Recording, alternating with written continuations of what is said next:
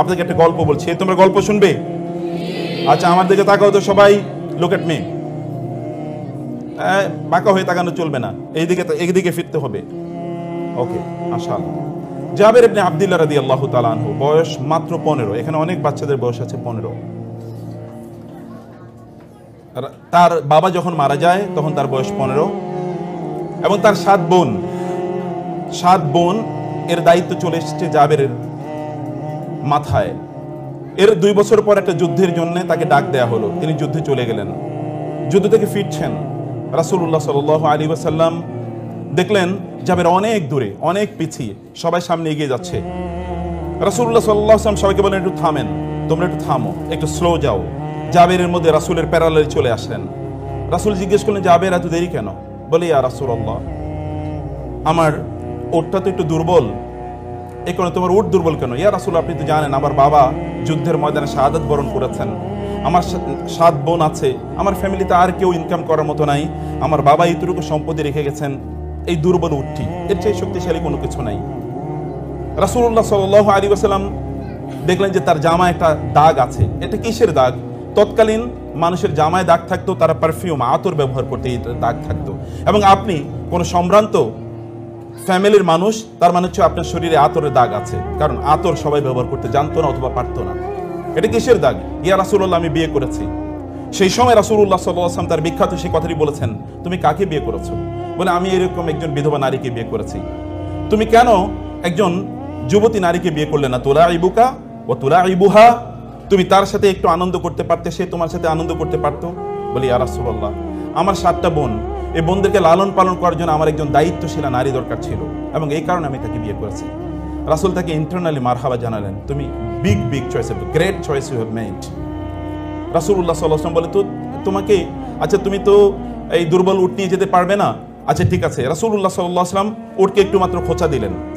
এটা এমন একটা আঙ্গুল, যে আঙ্গুল যদি আকাশের দিকে কেবল এতটুকু কেবল ইঙ্গিত করে, তাহলে আকাশের চাঁদ দ্বিখণ্ডিত হয়ে যায়। এমন একটা আঙ্গুল, যে আঙ্গুল যদি কোথাও কেবলমাত্র এতটুকু পানির মধ্যে ডুবায় বা চুবিয়ে দেয়, এটা হতে পারে যে 1 লোটা বা 1 বদনা পানি, কিন্তু 1700 বা 1600 লোক ওইখান থেকে গোসল করার পানি পায়, তারা পানি পান করার মতো পানি পায়, এবং তারা পানি প্রিজার্ভ করতে পারে যে পরবর্তীতে পানি তারা ব্যবহার করবে। কিন্তু পানি ছিল মাত্র 1 লোটা। 1400 লোক খায় যে এমন এক আঙ্গুল, যে আঙ্গুল কেবলমাত্র বলেছে এতটুকুই কেবলমাত্র খাবার আছে, একটা ছোট্ট পাতিলের মধ্যে অল্প একটু মাংস আছে আর অল্প কয়েকটা রুটি আছে। তিনি বলেছেন, আমি হাতটা রাখলাম, তোমরা এবার নাও। 1400 লোক খাওয়ার পরে এরপরে যতটুকু মাংস ছিল ততটুকুই অবশিষ্ট আছে।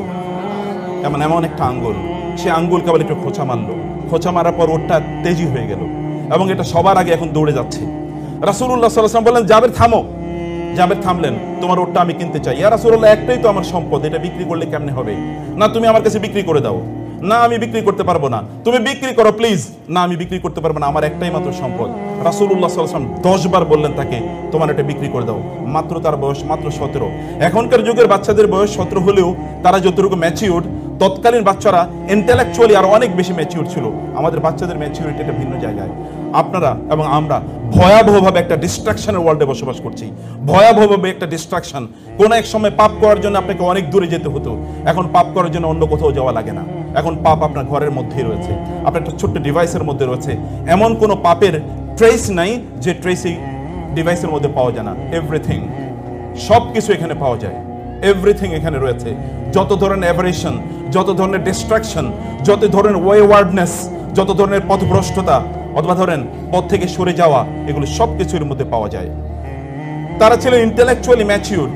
রাসূল তাকে 10 বার বললেন, 10 বারই তিনি ডিনাই করলেন। অতঃপর যখন 11তম বার তাকে বললেন, তিনি বললেন, ইয়া রাসূলুল্লাহ, ঠিক আছে বিক্রি করে দিলাম, কত দেবেন আপনি? বলেন 1 দিরহাম। 2 দিরহাম। কি বলেন ইয়া রাসূলুল্লাহ, এর দাম কি 2 দিরহাম হয় নাকি? আচ্ছা ঠিক আছে 4 দিরহাম। না, আরো বেশি দিতে হবে।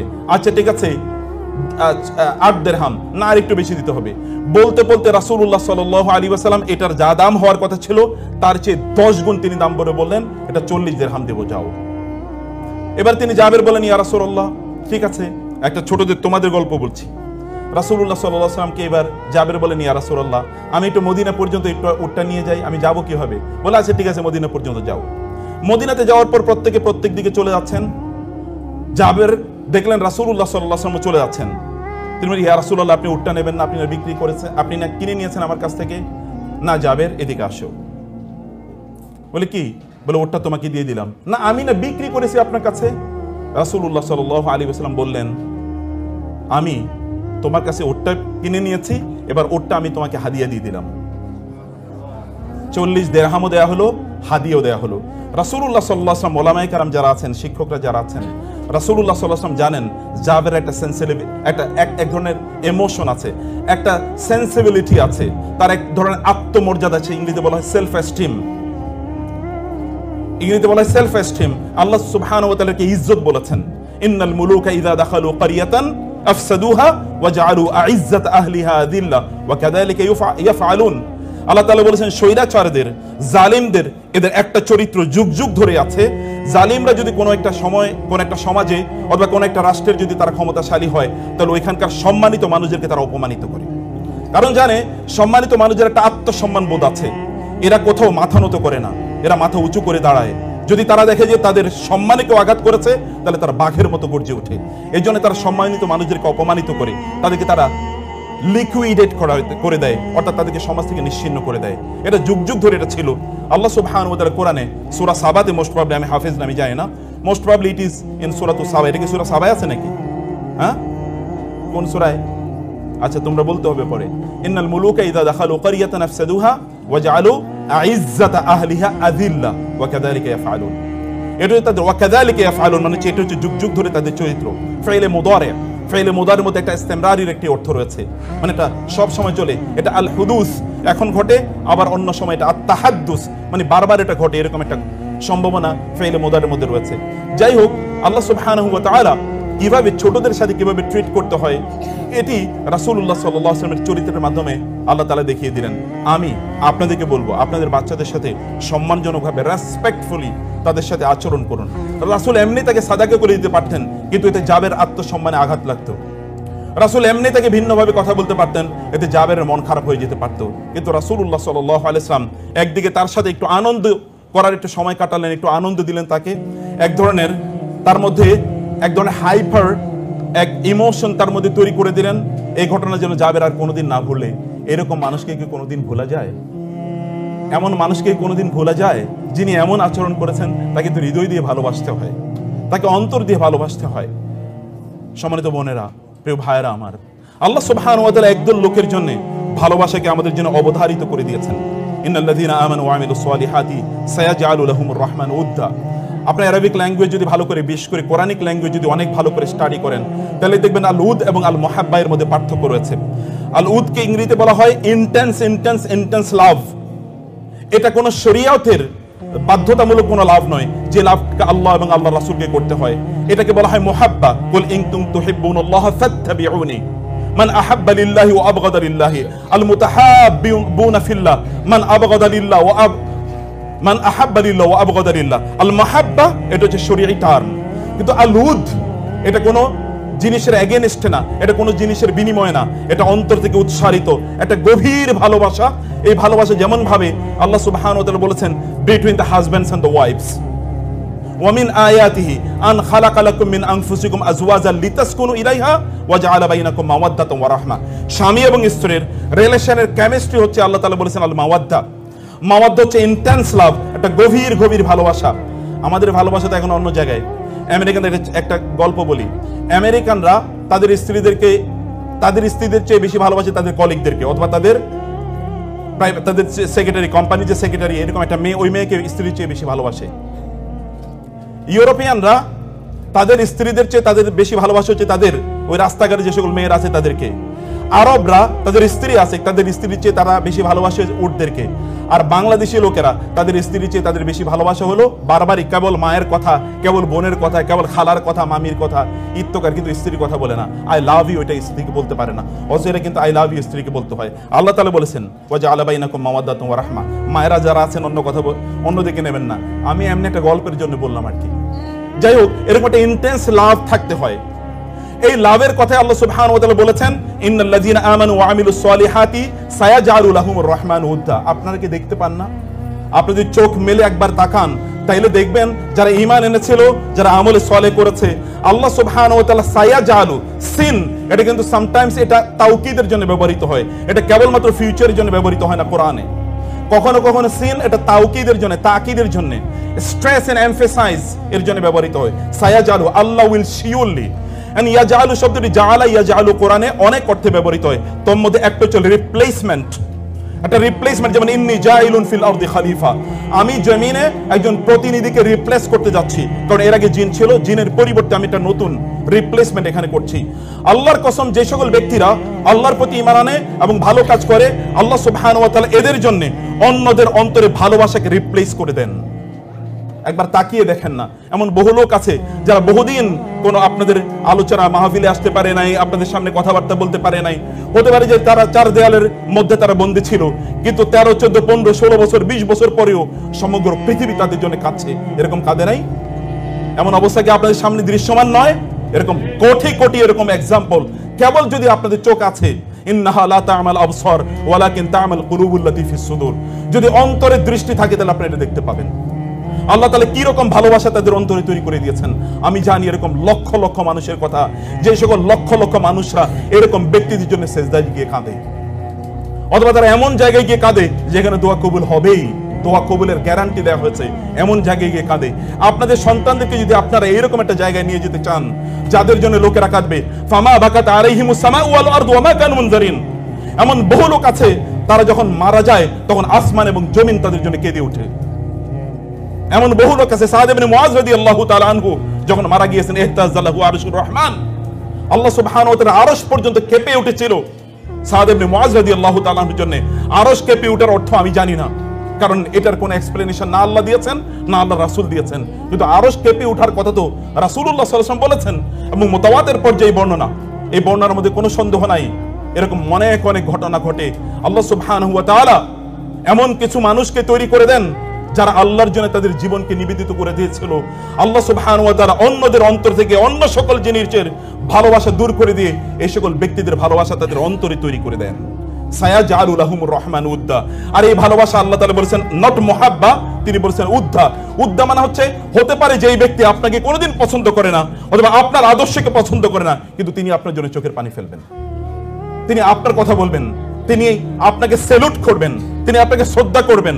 এমন বহু লোক যারা হতে পারে যে আদর্শিকভাবে আপনাকে প্রচন্ডভাবে তারা ঘৃণা করে, কিন্তু আপনার ভালোবাসা তার অন্তরে আল্লাহ তাআলা এমন ভাবে তৈরি করে দিয়েছেন, সে আপনাকে শ্রদ্ধা করা ছাড়া কোনো উপায় নাই, in public or in private.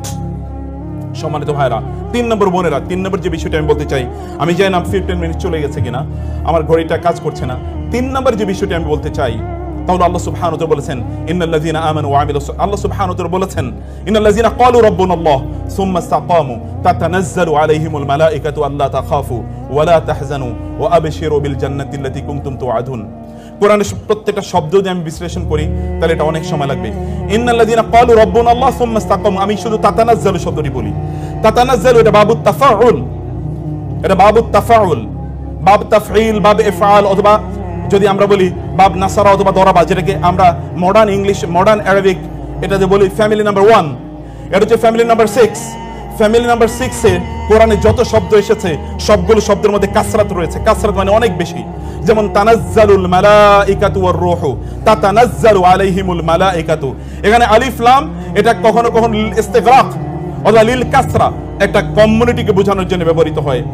যেই সকল ব্যক্তিরা তারা ঈমান এনেছে, ঈমানের উপর তারা সদীয় ছিল, আল্লাহ সুবহানাহু ওয়া তাআলা বলেন এদের মৃত্যুর সময় বিশাল সংখ্যক ফেরেশতা তাদের উপর এসে নাজিল হয়। তাতানাজ্জালু আলাইহিমুল মালাইকা, এবং ফেরেশতারা এসে তাদেরকে বলে আল্লাহ তাখাফু ওয়া লা তাহজানু ওয়া আবশিরু বিল জান্নাহ। আল্লাহ তাখাফু, তাখাফু এবং তাহজানু, তোমাদের কোনো ভয় পাওয়ার কোনো কারণ নাই, অতীতের যা তোমরা করেছো এর জন্য কোনো ভয় পাওয়ার কোনো কারণ নাই।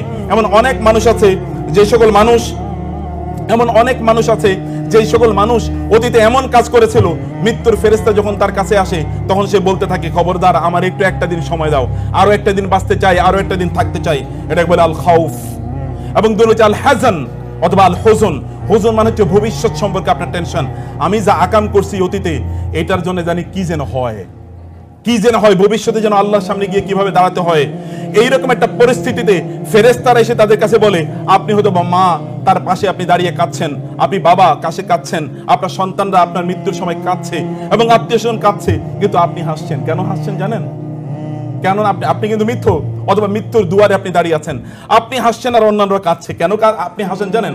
কারণ ফেরেশতারা এসে আপনাকে বলেছে লা তাখাফু ওয়া লা তাহজানু। 3 নম্বরে আপনার সামনে জান্নাত উপস্থাপন করা হয়েছে, ওয়া আবশিরু বিল জান্নাহ, এবং তাকে জান্নাতের সুসংবাদ দাও। নাহনু আউলিয়াউকুম ফিল হায়াতিদ দুনিয়া ওয়া ফিল আখিরাহ, তোমাদের বন্ধু ছিলাম আমরা দুনিয়াতে এবং আখিরাতেও তোমাদের বন্ধু আমরা। রাসূলুল্লাহ সাল্লাল্লাহু আলাইহি ওয়াসাল্লাম বললেন তুআদু আর রূহু ফি জাসাদিহি, ব্যক্তি যখন মারা যায় তখন তার রূহটা তার শরীরে ফিরিয়ে দেওয়া হয়, এবং তাকে তখন ফেরেশতারা এসে তাকে প্রশ্ন করে, 4টি প্রশ্ন করে, এবং চতুর্থ প্রশ্নটি 3টি প্রশ্ন আমরা সবাই মুখস্থ জানি।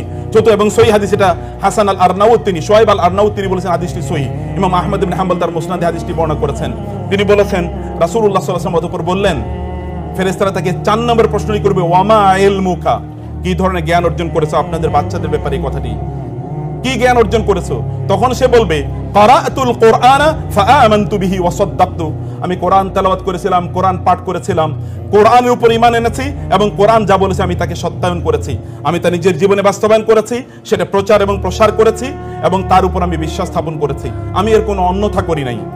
তখন আসমান থেকে ফায়ুনাদি মুনাদিন ফিস সামা, তখন আসমান থেকে চিৎকার করে জানিয়ে দেওয়া হবে আন সাদাকা আবদি, আমার বান্দা সত্য বলেছে। এই কথা মহান আল্লাহ সুবহানাহু ওয়া তাআলা বলেন, আমার বান্দা যা বলেছে সত্য বলেছে। আফরিশুহু মিনাল জান্নাহ ওয়া আলবিসুহু মিনাল জান্নাহ, তাকে জান্নাতের একটা বিছানা তার জন্য তৈরি করে দাও এবং তাকে জান্নাতের পোশাক তাকে পরিধান করিয়ে দেয়া হোক এবং তার জন্য জান্নাতের একটা দরজা তার জন্য উন্মুক্ত করে দেওয়া হয়। এই দরজা দিয়ে সে তখন জান্নাত দেখতে পায়।